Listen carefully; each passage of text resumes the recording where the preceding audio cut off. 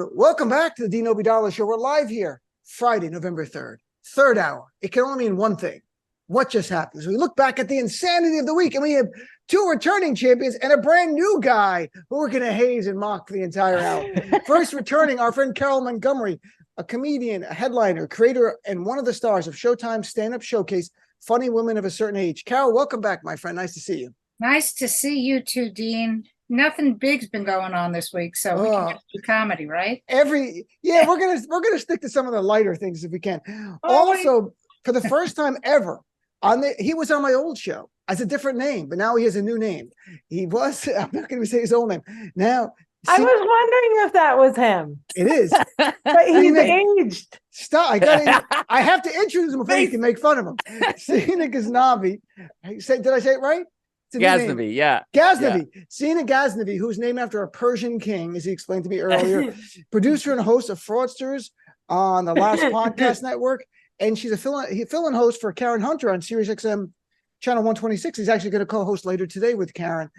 Seena, welcome to the show. Nice to see you. I've known you for many, many years, but under a different name. So yes, of course. I like to say, it used to be Seena John. Trump got into office, and I was like, what in the sweet hell am I doing? I've been whitewashing myself. So thank you, Donald Trump, for making me see that I got to be with myself. And then Maysoon, yes, I have aged. I have 2 children. So I think I look good. I like that Trump gets credit and not me screaming in your face backstage. Why are you going by John? Your eyes are light. It's very confusing. You said, well, let me introduce that voice. It's our friend Maysoon Zayid, comedian, activist, had a #1 TED Talk. She has a brand new book coming out this spring, which we're going to talk about at London called The Shiny Misfits. And she's the co-founder with me of the New York Arab American Comedy Festival. We're celebrating our 20th anniversary with one big show this year on Broadway, November 19th at Town Hall, ArabComedy.com. Maysoon, nice to see you. Great to be here. Thank you for having me. We've only been talking 20 times a day now because of this festival show. So it's nice to actually have this by Zoom as opposed to the nonstop text messages. Yeah, it's been all right. So let's start with this. Fox News' Jesse Waters, who, he's really a powerful guy with a huge following. He actually has high ratings, but he's a joke. But said this. He went on a rant this week saying, Arab Americans and the Muslim world, we've had it with them. Okay, I can get the Muslim world. You want to say that, but Arab Americans, why so specific? Like, what did I do that it's like Arab? It's not just like it's the Muslim, those people, and the guy who runs the deli by me. And that's so Maysoon, Jesse Waters had it with both of us, apparently. And I love this. He said in his rant, we got that oil off the ground. We made them rich. We fund their military. Do you have a military? Because he said Arab Americans. He didn't say the Arab world. He said Arab Americans. So where's our oil? Where's my happy days? Where is our military? Where's our happy days? So our oil is in Jesse Waters' hair, which is like a really easy one right there. I understand Jesse's anger. It comes from the fact that, sadly, and I don't want to accept this, Jesse Waters actually looks Arab. And I think that he's sick of the fact that we reject him because he's a straight up clanny and it just doesn't fit into our community the way that he wants to be accepted. So on the street, they're like screaming dirty Arab in his face because he looks like an Arab. But he doesn't look Arab. Everyone dark hair is not Arab. Yes, he does. Have you seen that man's eyebrows? I don't want him. I reject him. Those are Semitic eyebrows. Maybe. So Carole, what's your take? I mean, Jesse Waters starts today with Arab Americans. We've had enough. Then he moves on to women of a certain age. We've had enough of you. I mean, what happens, Carole?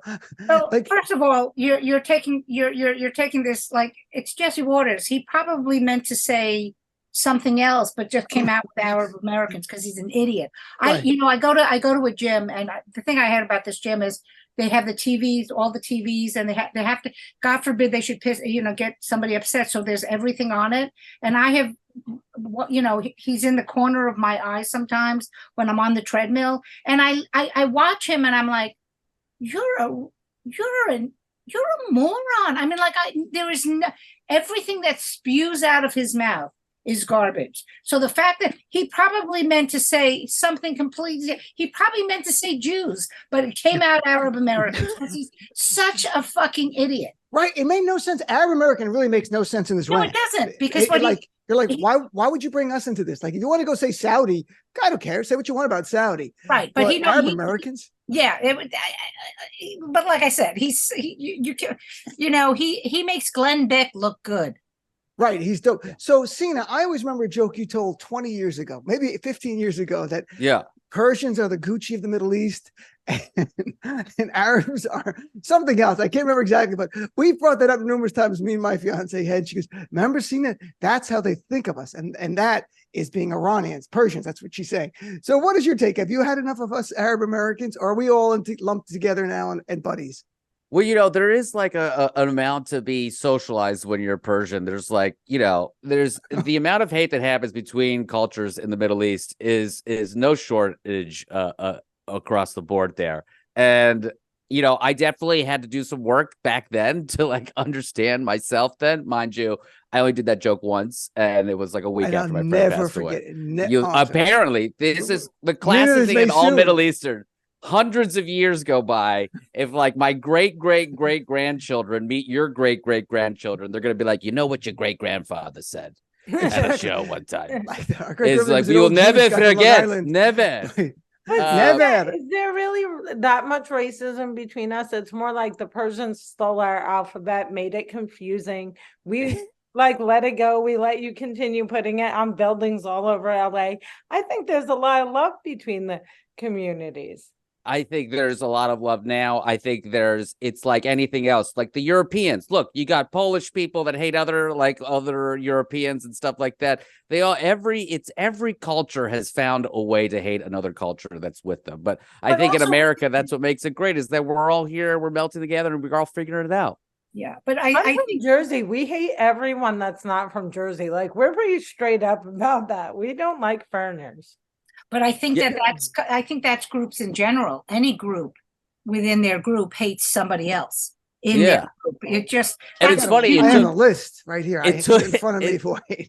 It actually took my Syrian friend to like wake me up to like what was happening and what was going on in my head at the time, because I was 23 when I did that. And that stuck with me. And I had to do some work at that time. And it took my Syrian friend to be like, "Hey, let me tell you what else is happening in the Middle East there." Wow. And so yeah, it was like a big deal for me. It was like, wow, it's like a wake up call. Because, listen, there's a lot of stuff that happens when you have an immigrant experience in America. You get told a story and then you have to move on.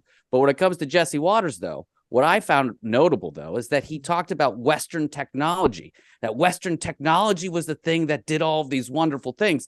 And I just thought, I was like, did you not think that there was like a Mo or a Hassan involved in Western technological development? And I decided to actually fact check myself, because when I thought about this and I looked it up, and Hassan Kamel al-Sabah invented modern television transmission and LCD screens. The very thing that Jesse Waters was using to say this thing was made by an Arab American. So there you go. Thank you. I love that. Well done. That's Seena. I'm so glad that we have spent too much time on Jesse Waters. He doesn't. He really just. That's the thing. Like, even the Biden administration, like, we want Jesse Waters to apologize. That's what they said. Yeah, I'm like, why? Who cares what he says? Like, he's a dope. He really is a dumb person. So something, though, that is more scary and slightly more serious is a Republican member of Congress, Brian Mast, who's a bigot, who said on the floor Wednesday, the term innocent Palestinian civilians, it would be like referring to innocent Nazi civilians during World War II. And the whole thing was just saying it's okay to kill as many Palestinian children as you want because they're all bad. And I was glad so many Democrats slammed him. I didn't see any Republicans slam him because, demonizing Palestinians or Arabs or Iranians plays well with them. So, I mean, Maysoon, how do you respond to this? Is this something we joke around about? Is something that's disturbing? I mean, I won't joke around about it because this man actually went and joined the army. Like, he served this army, then he went and served that army, and he's like pretty serious about genocide. Like, it's something he's really passionate about. Okay. But I don't feel like joking about it, only because like every single senator voted for the same thing. They just didn't use Brian Mast's language. So I don't really see a big difference between the hate speech that was approved unanimously by every single senator against Palestinians, specifically Palestinian Americans, specifically students, than Brian Mast saying out loud what he said. Brian Mast thinks all Palestinian civilians are trash or Nazis or whatever he says. U.S. senators think all Palestinian Americans are hateful people that should be silenced and not afforded free speech. So Palestinians worldwide are considered second-class citizens, and Brian Mast saying it out loud is less scary to me than all the people that I supported, that I stood by my whole life, like Elizabeth Warren, going out there and voting yes to silence people like me. Pretty terrifying. Honestly. Well, you're not in college anymore, but I understand the sentiment. Well, I am a teacher. Oh, you are? That's right. So you could Princeton be University, who will probably fire me now that I said that out loud. No, well, it's all right. They're amazing. Great. We're going to pull this clip. Yeah, and send it to them I'm to make in sure they hear it. academia and we're targeted. Right, because not everyone listens to this show, but we will pull that clip and send it to the people at Princeton. Just like, do you know what you have there? Listens to this show. You have much higher ratings than Jesse Waters. My friends have no idea who Jesse Waters are. They know who Dean Obeidallah is. That's because of you. I'm not sure that's a good or bad thing right now. But anyway, hey, Seena, have you seen, like, we've seen really an uptick, and it's been documented. There's been anti-Muslim, anti-Arab hate going on. There's also a huge spike in anti-Semitism, and it's all very disturbing. But does that touch on Iranian Americans? Not like you look Arab, let's say, but in your community, is there a concern? Because the bigots don't know the subtle difference between people in different communities. You know, it's funny when Trump was doing his running against Joe Biden, I remember being home and my mom was saying, she was getting harassed a little bit in Pittsburgh. And this is the first time she's been harassed in, I think, since they moved there 30 years ago. And she was like, wow, they're very upset. And I was just like, Mom, I was like, do you not realize they can't tell the difference? You can't go and tell them an entire history lesson when someone's calling you a towelhead. It's not going to work. They're just going to yell at you. We're all lumped in together at this point. She goes, wow. And I'm like, yeah, it's just not it is what it is now. And like, I think a lot of us have to just rally around each other. This is like the thing that we're doing. We're all in this together at this point. It's very painful. It's very harsh. And then, I have not been in the clubs. I don't know if people are talking about the Middle East at all. I don't care. Are people talking about it? I don't know if I know you headline your show, so you probably don't watch the comics opening for you before, but no. So I don't, no one does. No, right. I come in as they're introducing me. I come down the elevator. You come out of your limo? Yeah, I come out as they're introducing me. I don't, you know what? I am very upset about, as we all are, because I don't believe anybody innocent. A child is a child is a child is a child. Right. And it hurts me to see innocent people, regardless of what side of what side you are, being hurt. I think right now my job as a comedian is to just tell dick jokes, because I think people are just so.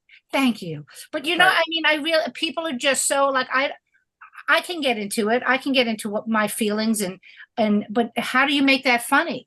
People right now, first of all, like I said, I think I posted this right after everything had happened, that war is bad. Innocent people being killed is bad, regardless of whose side you are. I'm not going to argue with you what my beliefs are or your beliefs are. Let's try to find a solution. Nobody wants to find a solution. I feel like what I feel like this is the Sopranos all over again. It's like, you killed somebody, now we're going to kill somebody. And it's like nothing ever good comes from that. No, it doesn't. What are you going to say, Maysoon? No, Dean, I'm going to do jokes about this constantly. Like tomorrow night, I have a joke. Tomorrow night, I have a show with Athir Yacoub, another Palestinian American comic. We're doing New York Comedy Festival. And I'm totally going to be joking about this. I'm going to be Wait joking a second. about... Your show was just canceled. I just got the headline. Yeah, no. So then I'll stand on the corner and joke about it. I've been joking about it online. Like, I think the best way to talk about genocide is through the lens of comedy. Because if you are constantly showing people like actual babies that have been blown to bits, they're just going to scroll by. But when I do jokes about, my dress being older than the colonization, or like, jokes about the dude I have a crush on in Palestine only being able to protect his kids with his slamming body. People start like understanding the humanization. And I hate the word humanization because I cannot believe at this point, I'm like, we're human beings. But like, that's what we are my entire career, right? Like we're doing the comedy festival that started as a reaction to like the negative images and all the bullying and like hate speech that was faced by Arabs and Muslims in the community. And now like we're still doing this. Like, you know, for me, when I think of like the jokes I may be making about Joe Biden, it's about making people laugh, but it's also about venting. Like he's almost like my ex-boyfriend now. I cannot wait to tear this man to shreds on stage non-violently using my comedy. It's like therapy for me, and laughter's healing, and it's educational. And I think if just to wait put a it second, everyone, what's going on? All right, Seena, you go first, and then go ahead, and then we'll just have to take it Carole. out of the Middle Eastern context, it's going to be a real rude awakening when we go up against China, which is going to happen at some point, and we try to paint over 1 billion Chinese people as being like hardcore communists and not just people within a circumstance within a country that they need to survive in. You know, the people that are in Palestine right now, when Hamas came and took over, there are also people that were teachers, that were police officers, that were garbage men, that had to work within that government system so And that they Hamas would find has a way no to live. power. They're not actually in control. Hamas didn't really take over. Israel controls it all. Dean's gonna kick me off the show. I won't interrupt again, but Hamas doesn't control shit, and they're at 5-star. I've not been in Gaza. I don't know who controls. I've been in the West Bank. I do. I know it. I try. So and Carole, were you going to say something before? Because there's something. What I love about this is that we're 4 different comics, and we all have our ways of coping with it. And I think what you're doing, Maysoon, is wonderful, because that's the way that you get it. I just it affects me so. I can't do comedy if I'm angry. So that's interesting. So you know, I can't. When I was younger and I used to do harder comedy, like when I was, but my soul isn't that person. So to me, I feel that my job is, like I said, to do the dick joke. But I think what you're doing is great. I think everybody, comedy is the only way that you can get underneath, you know, when they're laughing, but then you make a point. And I do, when it comes to ageism and that type of stuff, of course, with my show. So I do subtle stuff like that also. So I think everyone doing what they can, and of course, and this is the age-old thing, if it's funny, make the people laugh. And at some point, something will get through to them. So I love that everyone's doing something else, you know, because we all have our ways of doing it. I'm sorry, Carole Montgomery, Maysoon Zayid, and Seena Ghaznavi. So this is interesting. So the right-wing people, of course, GOP, you know, terrorism, it's the worst thing in the world, except when it comes to MAGA. And Donald Trump this week at a rally just yesterday took the stage to the J6 prison choir. These are the actual January 6 terrorists who were in prison, singing Justice for All. And then he said, you know what? I call them the J6 hostages, not prisoners. I call them hostages, what's happened to them. Just so it's clear, no one is awaiting trial who's still in prison right now. Everyone in prison still from January 6th, which was 2.5 years ago, they've been convicted of very serious felonies. The ones for lesser felonies are out. These are the worst of the worst, like seditious conspiracy, the Proud Boys, and the Oath Keepers, and people who beat police officers to within an inch of their life. Those are the ones still in jail. And that's who Donald Trump, and they are literally terrorists. They are MAGA terrorists. And here's the GOP, and it's not just Trump. You have nearly 60% of Republicans in recent polls say they view January 6th as an act of defending freedom, literally telling us they defended terrorist attack on U.S. soil. So, Seena, as Middle Easterners, I don't think we have that privilege to defend terrorism, nor would I ever. Go ahead. I was just gonna say, why are we the terrorists? And when white people do it, it's for freedom, for civil disobedience, for standing up for the values of America. But when a Middle Eastern person does anything close to some sort of like, you know, social disobedience or anything like that, it's labeled as terrorism. I'm happy you called it terrorism too. After January 6th, I was saying calling it domestic terrorism. I was like, how do you not think this is every box, it's terrorism? And people are like, well, it got out of hand. What is happening? It's so crazy how you get told a story in the media, and then if you're in your little bubble, that's the story that's going to be there forever. The neural pathways get created in your brain, and there you go. You're off to the races. Well, corporate media are they're told from the executives in a way in meetings, like the language you use to describe certain things. Like they use the case that's in DC that Trump is going to go on trial in March in all likelihood. They've decided to collectively call that the election subversion case, as opposed to the attempted coup case. It was an attempted coup. I don't understand. Why can't we speak plainly? January 6th was an act of domestic terrorism in accordance with federal law that defines terrorism as a political act where you severely injure or kill people to change policy. That's what this was.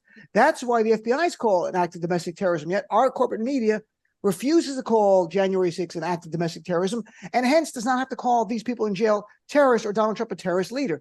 And this doublespeak bullshit angers me to no end. Carole, you know why that is? Okay. You know why that is? Why? Because the January 6th terrorists were all white men. Mm-hmm.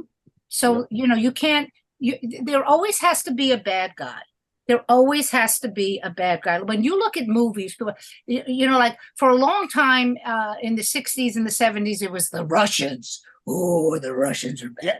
Then it became the Muslims. And then it becomes, like they always have to have a bad guy. And right now, sorry guys, it's your turn. But you know what I mean? They will always do this. So corporate media, if they say that, if they say what we know is true, that January 6th was an act of domestic terrorism, then the people who are sitting at home going, well, I live in my little place and I'm happy. What do you mean white people are bad? Wait a minute. That blows everyone's fucking mind. And they, their minds are very small to begin with. So why would you want to blow them mind? By the way, I just want to say, Seena, you do a white guy very well. Oh, thank you. Thank you. I grew up around them. Maysoon, I mean, does it anger you as much as it angers me? And it angers me so much, not just that they're dismissing the reality and the facts. The FBI director, Christopher Wray, testified under oath before Congress that January 6th, in accordance with federal law, is an act of, quote, domestic terrorism. He said that. The media should have used that term forever. Instead, they didn't. And I would write articles where I had to quote him because I couldn't say it on my own, because the corporate media didn't want that to happen. It made certain white people uncomfortable. That's the reality of what's going on. But it also angers me because of the way they demonize our community. Everything we did was terrorism. Anything you did, it had to be terrorism. If you're brown, if you're Muslim, maybe that's part of it for me. So where do you come down on this? The idea of Trump is literally defending a terrorist and the Republican Party loves this guy. I'm not surprised because, again, it's like, I don't even think it's about white guy anymore. I think if you're in line with their supremacy, and I'm not using that word loosely at all. Like, I joke around that Donald Trump is like, a Klanny and that he's the actual Grand Wizard. It's no longer David Duke, and that this is like the rise of the Klan. That's what the GOP is. That's what I believe it is. So, yeah, that falls under domestic terrorism, right? But I'm not pissed that they don't call them terrorists. I'm worried. I'm super worried that Donald Trump is calling them hostages. And if he wants to free them, that means he has to start bombing things. I know he's not the president right now, but he does have a whole MAGA army behind him. And I don't think people take really seriously that the coup was a trial balloon and that the next time they attack, it's going to be a lot harder and a lot more dangerous, and that they're watching everything that's happening around the world and they're knowing exactly what they can get away with. They're knowing that children are now fair game, and that we've seen that in school shootings all across America. We've seen that with Gaza. But the thing that really does make me angry is how quick the Capitol Police were to arrest the peaceful Jewish women protesting to end genocide. But when they were faced by the real deal, the real danger to Congress, the real fatal threat, they didn't know how to arrest people. They knew how to move barricades and let people in. Now, of course, not everyone. There were Capitol Police that did fight, but we then saw a lot of Capitol Police that didn't. And when these women came to protest to stop genocide, cops were quick to change them up. I will tell you, I had Sergeant Aquilino Ganell on the show earlier today, and he has a new book out about called American Shield. And he went through in great detail how there may have been a few officers who were nice to these guys, but they thought they could talk them down, or they were actually Trump supporters. They're like, hey, I'm with you. But overwhelmingly, the police and his career ended. He was so beaten that badly and injured that he had to leave his career that he loved as a Capitol Police officer. So, it's there are some examples of that. Overwhelmingly, the police officers, they were overwhelmed. That's what Sergeant Gannell went through in great detail. I've talked to Harry Dunn as well, another officer who was there, and Michael Fanzone. I've had if you're a police officer in Capitol Police or DC Police and you fought for our democracy, I try to have you on this show. But let's take a break. Pro-police. All of my friends are it's not about pro-police. It's about these are people who all my put friends their are lives on democracy. Right, because you're in Jersey and everyone you know is a cop. Or Everyone better say you're pro-police. You can't buy a sandwich in Jersey anymore. 50% of all Americans killed by law enforcement are disabled. You better believe that the Jersey cops are my friends and family. Yeah. So, all right, let's take a break. We're going to come back after this break and talk about the pressing issue of Ron DeSantis. Is he wearing lifts in his boots? Because there was so much media coverage this week on that story. And plus, the Beatles have a new song out. It's unbelievable. Let's take a break. Come back with more of the Dean Obeidallah Show right after this. You ready? And we're coming. And welcome back, Dean Obeidallah Show. We are live Friday, November 3rd. And for a change, all three comedians stayed. We're continuing our conversation with Carole Montgomery, Maysoon Zayid, and Seena Ghaznavi. So look, it's funny, and I was engaged in reading the article, but it is insane at the same time politically. Politico, in their magazine, so it was a deep dive they did, and the headline was 3 expert shoemakers say Ron DeSantis is probably wearing height boosters. And that's because of this TikTok campaign, and then Republicans got involved who don't like him, saying his boots has lifts in them to make him taller. And I'm going to just read. One expert in the article was quoted saying he analyzed photos of DeSantis and said, the boots are bigger than intended, probably to accommodate his lifts. And it was like the Kennedy assassination. It was like images and like things, the boot, and there's a picture of the boot protruding and pushing against the inside of his pants. You see, this is not real. This is where we are. Although it's at the same time, since I don't like DeSantis, it's kind of fun. So, Carole, I mean, is it a commentary on where we are? Or at the same time, is it a legitimate issue to talk about a guy who's already seems phony to be even phonier? Well, first of all, as a comedian, I think you can all agree that whoever is doing DeSantis's PR, can they just drop that on us for like a day? Because I would love to have that front page. Like there's death and destruction going on in the world, but wait a minute. Ron DeSantis, who the fuck cares? First of all, the fact that he's still in the race is mind-blowing to me. Like I don't get that. I don't get that at all. So does it show what we absolutely, because we elected a man who was the host of a reality show. So yes, whoever his PR person is trying to do the same thing, like, hey, let's make the story about Ron now. And then Trump will fart and everyone will go back. Let's go back to Trump now. Right. It is a commentary, you're right, on the state of politics. Seena, where do you come down on the Bootgate? Oh my God, there's so much here. First of all, I don't know why he just didn't embrace being a short king. If I were to just be a short king, buddy, you could have rocked it. You were a governor. You got all the bona fides. You needed people liked you. You had money coming in, and you decided to do this. First of all, I blame his wife, because that's exactly why you have a partner in this life, to be like, hey, honey, you look silly. Don't do that. And also, why do you need an expert to notice clown shoes? Those are clown shoes. Those are so gigantic. And then my last point here is Republicans are going to sprint away from this guy. You can be a racist. You can be a con artist. You could be a complete bigot. You could want to put every person of color in prison. But if you are too weak of a man to own your own height and you have to wear lifts in your shoes, you're out. And Maysoon, let me just say, though, what I think is lost a little bit in this is the guy was born in Jacksonville, Florida, which is a city. He went to Yale undergrad, which is technically a city. It's a major Jacksonville. It's a major city. It's a big, right? So He grew up in Florida in the city, went to Ivy League schools. Why is he wearing cowboy boots? Are there cowboys in Florida? Am I missing something? Like, isn't that the question? Not are you wearing high? Like, why do you have cowboy boots when you're in Florida, buddy? There's no cowboy stuff. There's swamps and alligators.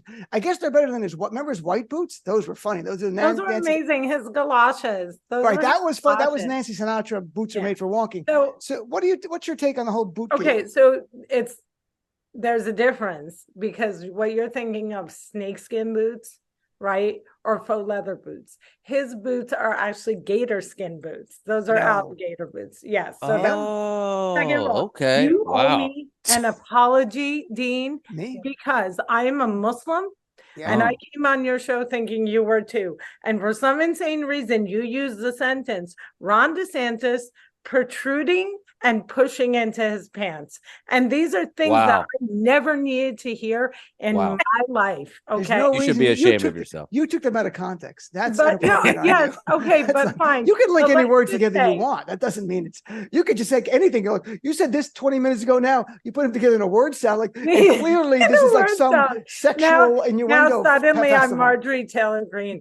But I'm also, I feel deep rage towards Seena because the entire time all I could think was those are straight up Krusty the Clown shoes. Those are clown shoes. Clown shoes. But will the GOP squeakily trot away from him? No, because they are a scary clown show. That's what the GOP is. Wow, so really? He could still be his king if the one that constantly wears the clown makeup 24/7, decides to go to jail. Oh, I wonder what happens in jail. What color Donald Trump turns. I think Nikki Haley, I have to be honest, Nikki Haley is moving up objectively in the polls a little. Yeah. And I think she could be the candidate. She won't catch Trump, but can't be the candidate. I'm not. I don't want her to. I'm just saying she is moving up now. The Klan is not picking a brown woman. I agree. Rishi Sunak has given Vivek and Nikki false hope. It's just like for fun, but when they get in the booth, they're not picking a brown woman to be the grand wizard. It's not happening. They just use them as sacrificial lambs like Enrico. Well, we'll see what happens. Like, I don't think she's going to win it, but she did have a funny line about the whole DeSantis thing. They asked her, do you know does he have some kind of lifting heels? And she said, we don't know, but I can tell you, I've always talked about my high heels. I never hid from anybody. Don't wear them if you can't run in them. So we'll see if he can run in them. I'm like, that was pretty good humor there. She turned it around. What happens when this guy is being asked to like shoot a basketball? There's, he's going to have to like dribble a little bit. He's going to have to move around the court. He's going to have to put some shoes on at some point. Why would he play basketball? Where did you get basketball? They always make the candidates shoot a basketball. They make them do a little thing. Well, he's got cowboy boots. The best at that. He's got cowboy boots. You can't go on a gymnasium floor with boots that are going to scuff up the floor. They're not going to let that. So you want to see him take off? Why don't the media should cover him going through airport security? Right? Unless he's TSA he's probably clear or whatever. But those cowboy boots have metal in them for sure. He still has to take them off. They're still getting. Imagine he's like 5'5", like he's really small. It's like it's small. All legs. Like I don't. Look, DeSantis, there's so much to dislike about him. This is nothing, but I find it amusing on some level. So let's continue. Let's shift gears here. Beatles. How many of you are Beatles fans? Carole, you a Beatles fan? I love the Beatles. Maysoon, Seena? Yeah. I love the Beatles. So now they have a new last song that's out. It's called Now and Then. I listened to it. It's okay. But it's interesting. I'll give people the history if they don't know. It was originally recorded by John Lennon in the late 1970s in his residence at the Dakota, right here in New York, where I live. And the TV was on in the background. He played it on the piano. And then now George Martin's son, the famous producer, produced this, and they used AI to isolate the vocal tracks of John Lennon, cleaned it up somehow, and then sang the rest of the song. That's like from my reading of it. And they also amplified some stuff George Harrison was playing the guitar before, and they added that as well. So now we've got AI Beatles song. It's probably gonna be a big hit. Now and Then. Where do you come, Carole? Where do you come down? Did you listen to the song? If not, where do you come down on Beatles AI? Well, the Beatles are a very important part of my life. My son learned to read and write from a Beatles album. Wow. Yeah, I mean, he's still a huge Beatles fan. I mean, like I remember he was 3 years old. I was doing radio in Las Vegas, and he came with me and he said something to the DJ because he said, well, what's your favorite band? And he said, I like this song. And he goes, oh, it's on this track. He goes, no, it's not. It's on track 12 on this album. And the guy was like fighting with a 3-year-old over this. And we got into the car and we turned the radio on, and the DJ goes, that damn kid was right. Wow. So I've got Beatles. I mean, like, that was the text last night. My son, we have a group text, me and my husband and my son. And he's like, did you listen to the song yet? And my husband listened to it. It was like, it's okay. I mean, it's like, why are you doing this? This had, to me, it's like, well, it's nice to hear John again because, but this is just going to make them more money because, the Beatles, Paul McCartney and Yoko need some more cash. They're running low, is what I've heard. So that's what's really going on, or is it just simply, you wonder if they're like, let's use the new technology, Western technology, as Seena pointed out from Jesse Waters, to make more money, or is it to give people some joy to hear a Beatles song right now, right before the holidays? I mean, that's kind of, we know what's going on there. That to me is money. I mean, look. Sure, it is.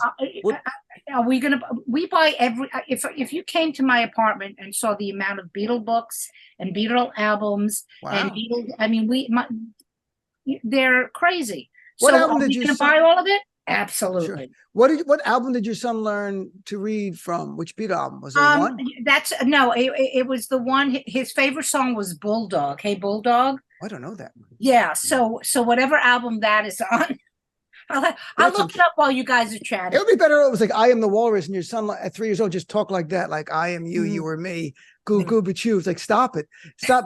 Seena, are there any dead artists you'd like to see come back to life through AI and sing some songs for you? Oh, the great Persian artists. Freddie Mercury, buddy. Oh. Freddie. Interesting. I would love that. I mean, I also am not crazy about this AI worth music thing. I think creativity, we should wait maybe another 40 years. Also, interesting note, I'm pretty sure that the Michael Jackson estate still owns the entire Beatles catalog, because not the new songs. But that's what I'm saying, not the new song. But what's this going to do? It's just going to make people get excited about the old stuff too. And maybe this is a way for Paul McCartney to be like, I need some cash. My 16 houses have mortgages that I need to pay for. So he's going to get some cash. I'm almost positive that Paul got them back. Did he get them back? I think he did get them back. I feel like there was a beef there where MJ was like, sorry. And he no. He totally. MJ died. Yeah. By the way, do you know Freddie Mercury's real name? What's that? His real name. Seena. What's his is it Farouk Bulsara? Oh, I love it. Farokh Bulsara. I read that he might not be Persian, but I'm not going to get into it. Have your enjoy. He might is that right? He might be Arab? No, he's not Arab. What is he, Moroccan? No. That would make him Arab. But that's the religion, not the nationality. Oh, he was born to Parsi parents. They say Parsi is the word they use. Well, I mean, that's all we got left. So is Parsi Iran? Parsing it right now. Like Farsi, that's all. But it's with a P. Well, Farsi is just the Anglicized way of saying Parsi. So in Bohemian Rhapsody, he does Bismillah, obviously famously in the song Bismillah. Yeah. Let him go. We will not let him go. Sorry, Maysoon? Evil, and it should not happen. And the reason that the Beatles did it was to shame the SAG union. They're trying to be like, look at how nice AI and stealing your voice and making decisions about the shitty thing you never published before you died. Like, I was in the ICU last year and I was saying my goodbyes and I was like, do not publish that script that's only in its second version. Like, I don't like this idea of bringing people back to life and publishing shit they didn't publish when they were alive. There's a reason that happened. 2, it's evil. Don't summon spirits. John Lennon had a very, very strong soul, magical dude. You don't want to summon spirits because then the movie The Mummy happens. And we have Dave Matthews Band. Mashallah, they're alive. They're producing new music every day. You don't need AI. So your thing is, I've never heard anyone talk about that, summoning the spirits. Absolutely. So there's like a black magic element to this that I didn't know about. Yes. So an evil John Lennon appears, he might manifest and start going to mug people at Central Park. I mean, what's going to happen? Ghost in the machine. Worse than a Ouija board. This is way worse than a Ouija board. And yet you might find people sprawled out on the mosaics, and dun dun, no one's gonna know who did And it. they're going to be, and the police say the description's the same. A man with a British accent and round glasses was beating people up at night. It was saying, "Oh, this is weird as hell." I didn't think about that. Right? I'm See? chatting with our friends Seena, Maysoon, and Carole. So I thought, well, I'll let you guys. This is not our last topic, but would you rather talk about Matthew Perry passing away that meant something to you, or Schitt's Creek, Emily Hampshire, known as Stevie Budd, dressing up as Johnny Depp and Amber Heard for Halloween? Which is the more interesting? Yeah.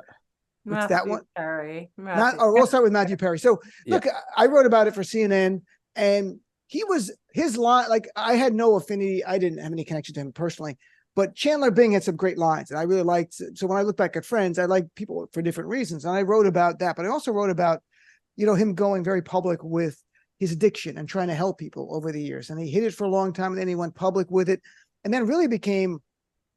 His book was only just last year, but over the years was more and more outspoken, saying you can't. I just watched clips earlier where he's like telling people you can't solve this on your own. We're here to help you, that kind of thing, which I thought was such great words from a guy who had success and so many challenges and struggles that he documented in his book. I mean, he went to rehab so many times. He almost died of his colon exploding from opioid addiction, which I didn't even know that was one of the things that could happen. So I mean, Maysoon, were you a Friends fan? Did you like Matthew Perry? I love Friends. So I love Friends, and no joke, for like since the real beginning of COVID, I started watching Friends on loop because I wanted stuff on in the background that didn't have like shooting or killing. And I had grown up watching Friends. I loved Friends. And then I realized that it was like a running fat joke and a bad LGBTQ joke, but I still loved like the friendships. I loved the comedy, and I loved Chandler Bing. Like, if I had to pick who my favorite character was, who I identified the most with, it was Chandler Bing. Like, I'm super sarcastic and dry. And so that was like a huge part of me growing up. It influenced how I dealt with the relationships, which obviously is why I'm divorced. And then when I saw the reunion, as a disabled person, I knew he was in bad shape in the reunion. Oh, you did? So I wasn't surprised that he died, but I was so heartbroken that, like, that's it. You can't put on Friends and think, yeah, there'll be a reunion someday where it's Monica and Chandler's kid's wedding and we'll regret them having done the reunion. Like, it's over, and that was heartbreaking. But also, as a comedian, sometimes we have really shitty deaths, right? And it breaks my heart that he drowned in a jacuzzi. It sounds silly. And I know that there was probably like a heart attack, but then pickleball is involved. Pickleball and jacuzzis are tied to this wonderful man's death. And it breaks my heart even more as a comedian because it's kind of silly circumstances. And by the way, the lines, as I quoted my CNN article, I went through all these Chandler Bing lines. The ones I liked because they were really about the essence of the character, dealing with insecurities and using comedy, which I think as people who are comedians, we all can relate to that. And he had some lines like, "Hi, I'm Chandler. I make jokes when I'm uncomfortable." Like, wow, I've done that numerous times. And another one, "I'm not great at advice. Can I interest you in a sarcastic comment?" And it's sort of this wall that comics that we all put up at times. We use our comedy as a defense mechanism. It wasn't Matthew Perry, it was Chandler doing that. But that's why I like that character. Like, Carole, what about you? Did you watch Friends much? I mean, it was everywhere when you were growing up, obviously. I did. I don't think it ages as well as some other sitcoms. But when I was doing my scroll and it came up that he died, I visibly gasped. I went, "Oh no!" I mean, like. And my husband's like, "What's wrong?" Because, and I was like, Matthew Perry. And it was just sad. He was for a while when Fred, they were talking about his fame, that white hot fame I mean, that show was the shit. Mm-hmm. So long. And it was only towards the end where you started to me, I was like, well, that's interesting. There 6 white people and there's no people of color in New York City, which is not the New York City I grew up in, but okay. And the running joke about like that beautiful house and that apartment that Monica and Chandler, Rachel. not Chandler, Joey, the other, right? Oh yeah, right. Rachel. That they lived in that, and that neither one of them, they one was a waitress, and I was like, come on. Well, yeah, and by the way, Seena, just to give people some point of context here, that Friends was averaging 25 million viewers an episode.